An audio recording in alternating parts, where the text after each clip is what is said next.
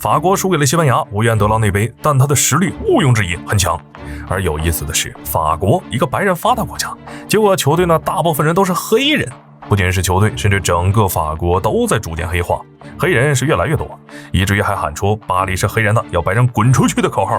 既然如此，让白人多生点不就好了？他们不是不想，而是不敢。这究竟是怎么一回事呢？今天球哥就带大家来了解了解。法国位于欧洲西部，与比利时、卢森堡、德国、瑞士、意大利、摩纳哥、西班牙以及安道尔接壤，国土面积约为55万平方公里，人口约6837万人。最近的法国可以说是国际上最亮的一颗星。前段时间，总统约着巴黎市长打算在塞纳河游泳，而巴黎民众呢，则相约着在这两人下河游泳的时候集体排便。为了能美观点，河边呢连马桶都装好了。还有奥运村一系列的省钱小技巧。日本原版纸壳床不给装空调，但是能租，还得给200欧安装费，嫌贵想请别人来装吧，不允许，必须得让他们来装。法国表示这钱我们得站着吃了。而就在前段时间，一流黑人大汉的法国足球队被赶回了老家。说实话，不是法国队，别人还会奇怪，怎么非洲国家来参加欧洲杯了？法国的黑人数不少，6000多万人里呢，15%都是黑人，而且还在不断增加。2020年，巴黎还闹出了一个事儿，黑人们举着标语在街上大喊：“巴黎是黑人的巴黎，白人全部给我滚出去！”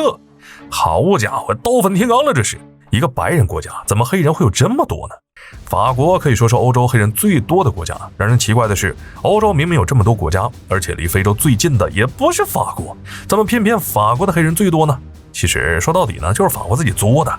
众所周知，非洲很多国家呢，直到现在都算是法国殖民地，这些国家说法语，用法郎。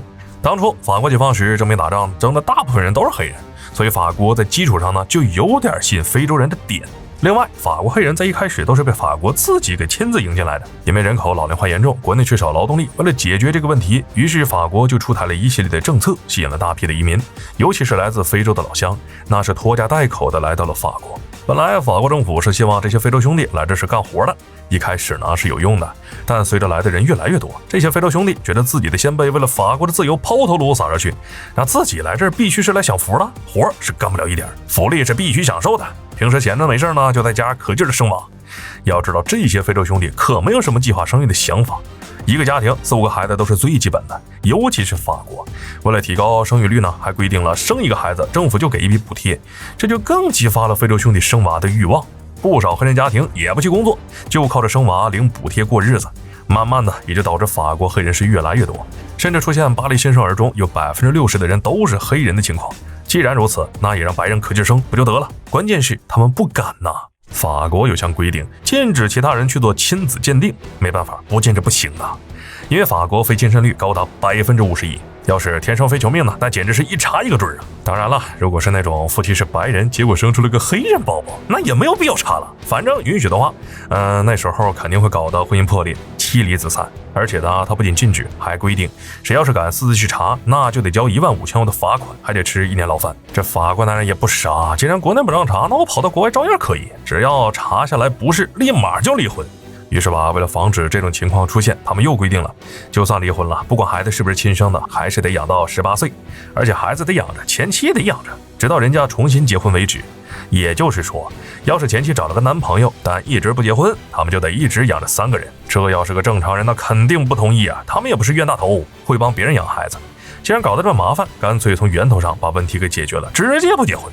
而结婚率低呢，导致的结果就是生育率降低，本来人就越来越少，现在更少了，所以才有了公民同居契约的出现。不用结婚，也不用担心孩子不是自己的，反正所有的费用都是 AA 制，不喜欢直接就能分开，没有结婚这么麻烦。此外，为了鼓励生育，这种同居契约呢，也能享受到婚姻都能享受到的福利，比如说减税啊，生个孩子给补贴等等。不过显然本地白人是没啥意愿，反倒是移民黑人在可劲儿的生，也难怪法国会不断黑化。好了，本期视频到这儿就结束了，麻烦各位看官用你发起的小手给来个点赞关注呗，咱们下期再见。